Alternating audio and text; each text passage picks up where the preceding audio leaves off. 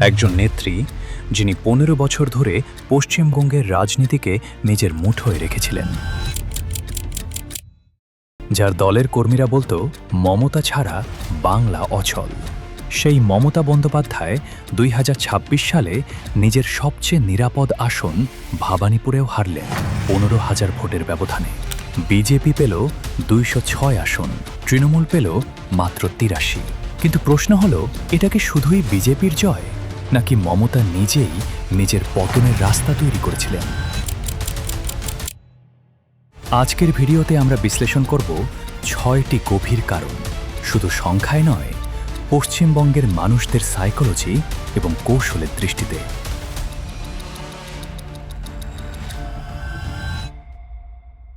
পশ্চিমবঙ্গের ২০২৬ বিধানসভা নির্বাচনের ফলাফল শুধু একটি রাজ্যের ক্ষমতা পরিবর্তন নয়, এটি একটি রাজনৈতিক যুগের অবসান। মমতা বন্দ্যোপাধ্যায়, যিনি বামফ্রন্টের ৩৪ বছরের শাসন উচ্ছেদ করেছিলেন, তিনি নিজেই আজ ইতিহাসের পাতায় একটি পরাজিত অধ্যায়। কিন্তু কেন? চলুন একে একে ৬টি কারণ দেখি।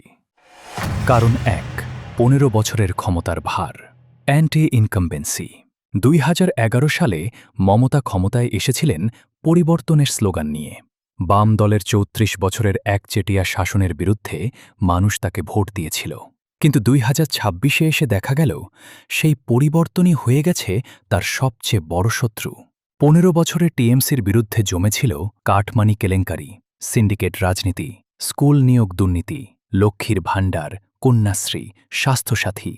এই প্রকল্পগুলো লক্ষ মানুষের উপকার করেছিল, কিন্তু দুর্নীতির ওজনের কাছে সেই সুবিধা ম্লান হয়ে যায়। কারণ ২, আরজিকার ঘটনা, নারী নেত্রীর ভাবমূর্তিতে আঘাত। ২০২৪ সালের আগস্ট মাস, কলকাতার আরজিকার মেডিকেল কলেজে একজন তরুণী চিকিৎসককে ধর্ষণ করে হত্যা করা হল।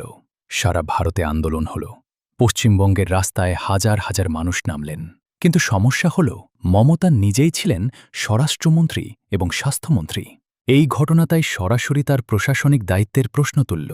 মমতা তার পরিচয় গড়ে তুলেছিলেন নারীর নেত্রী হিসেবে। সেই ব্র্যান্ডই এবার উল্টে গেল। শিক্ষিত শহুরে নারী ভোটাররা, যারা চাকরি ও নিরাপত্তা নিয়ে উদ্বিগ্ন ছিলেন, তারা মুখ ফিরিয়ে নিলেন। কারণ ৩, মুসলিম ভোটের ভাঙন। মমতার রাজনৈতিক গণিতের মূল ভিত্তি ছিল একত্রিত মুসলিম ভোট। পশ্চিমবঙ্গের মোট ৩০% বেশি আসনে মুসলিম ভোটাররা নির্ধারক ভূমিকা রাখেন। ২০১৬ সালের পর থেকে মুসলিম ভোট টিএমসির পেছনে একজোট হয়েছিল বিজেপিকে রুখতে। কিন্তু ২০২৬-এ সেই একতায় ফাটল ধরল। বামফ্রন্ট কংগ্রেস জোট ও ছোট দলগুলো মুসলিম ভোটের একটি অংশ টেনে নিল।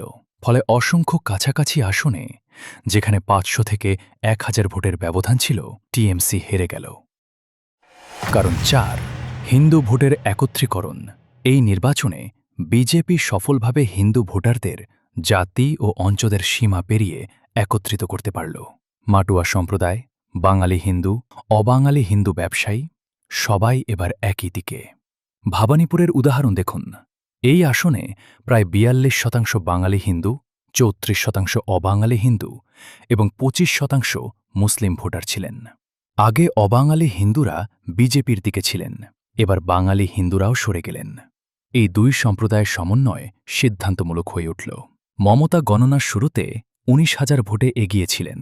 রাত ৯টায় তিনি ১১,০০০ ভোটে পিছিয়ে পড়লেন। চূড়ান্ত ব্যবধান হল ১৫,০০০। কারণ ৫, তরুণ ভোটার ও কর্মসংস্থানের সংকট। পশ্চিমবঙ্গের তরুণ প্রজন্ম লক্ষ্মীর ভাণ্ডার চায় না। তারা চায় স্থায়ী চাকরি, ক্যারিয়ার এবং ভবিষ্যৎ। স্কুল নিয়োগ কেলেঙ্কারি সারা দেশে আলোচনায় এসেছিল। হাজার হাজার যোগ্য প্রার্থী বছরের পর বছর অপেক্ষা করে চলেছেন। শিল্প বিনিয়োগ সীমিত, বেকারত্বের হার ঊর্ধ্বমুখী। শহরের শিক্ষিত যুব সম্প্রদায় টিএমসির ওয়েলফেয়ার পলিটিক্সে আস্থা হারিয়ে ফেলেছিলেন। এছাড়া এই নির্বাচনে ৯৩% ভোটার ভোট দিয়েছেন, একটি ঐতিহাসিক রেকর্ড। বেশি অংশগ্রহণ মানেই নতুন ভোটারদের অংশগ্রহণ, আর নতুন ভোটারদের বড় অংশ ছিলেন পরিবর্তনকামী। কারণ ৬, পার্সোনা সেন্ট্রিক পার্টির সীমাবদ্ধতা। টিএমসি মানেই মমতা, মমতা মানেই টিএমসি। এই সমীকরণই ছিল দলের সবচেয়ে বড় শক্তি এবং সবচেয়ে বড় দুর্বলতা।